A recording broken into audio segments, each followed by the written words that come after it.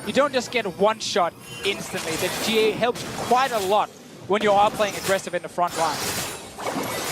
Yeah. Aggression can be SKT able to pull the trigger a bit more frequently with these fights, especially when they do bring Huni with them. Mid lane traded back and forth for now as the next Drake has spawned, and looks like mountain number 2 for SKT seems likely. No one here to push this. Crown staying top side. Does have teleport around. And there are a few wards behind SKT, but Samsung not in position to fight. Audience Slam explosive cast does not do much, though the ults are down. Here comes the re-engage once again for Ambition. Wants to add the damage. Oh!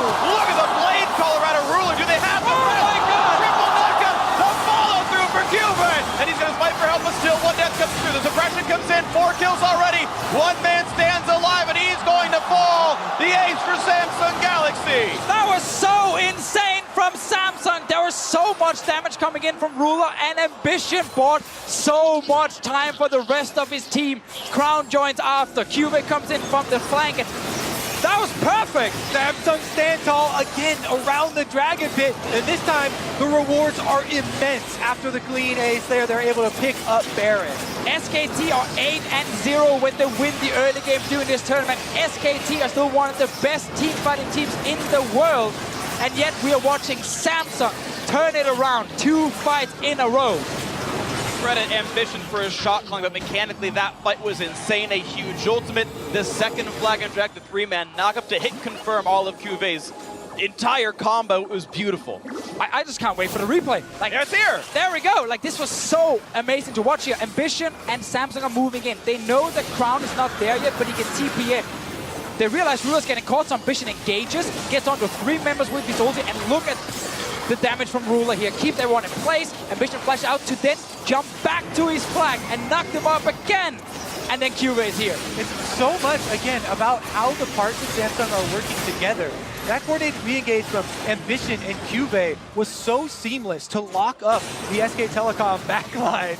And you can see how good that feels for Cube himself to follow.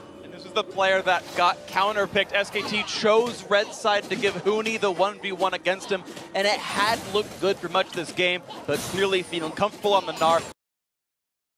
And while Ambition on this job, and it's not been a big pick for him during the tournament, we are seeing why so many teams value the job, and especially when you play against champions without dashes. There were no flashes on the side of Bang and Wolf, so when they got ulted by Ambition, they were stuck in place. And that allowed Ruler to land his CC, that allowed Cube to land his ulti, and the Jarvan pick that was left till the end of the draft paid off big time in this team fight. See now bot lane starting to fall. The turret lead, the first of the game now. Samsung Galaxy finds their 3rd. And SKT's mountain breaks don't mean much if you're not winning in map control anymore. If there's no objectives to fight, this lead now over 3,000 up. Huni's still going to put the game on his back. Infinity Edge second item. 100% crit chance thanks to the Yasuo passive. He can melt any champion he duels if he doesn't die first. Cube does go with the Randuin's himself to try and mitigate that a little bit. Right, but meanwhile, the Baron buff is what's really important here. As 24 minutes in, Samsung are continuing to pressure on the secondary line of turrets. Also the thing about Samsung's draft here with this Janna, they are ready for Huni to join the fight. They can use the Monsoon to disengage after the ulti is over, and that's where Huni's build might hurt him, because yes, he has a lot of damage, but as you highlighted, Freak, he dies very, very quickly, and he needs to play it perfect to get back in this game. Yeah, the Janna, not to mention, one of the favorite targets for Malzahar's melee champions, and this is a DPS Yasuo. If he's brought into the team fights, that can definitely lock him up. And all the key damage tools of Malzahar are immune to wind wall. W, E, and R all pass through that. They're not projectiles. It all shows up on top of you. He can block Ruler's damage, but not Crown's, and Crown's pretty big.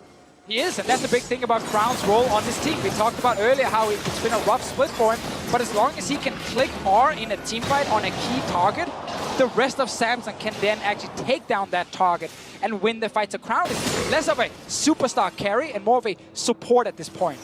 All right, once again, we should get another vision toggle, because just like that, 2 back-to-back team fights for Samsung. They take the entire second line of turrets, starve almost all of the vision from SK Telecom out. Lone ward down there, that means nothing.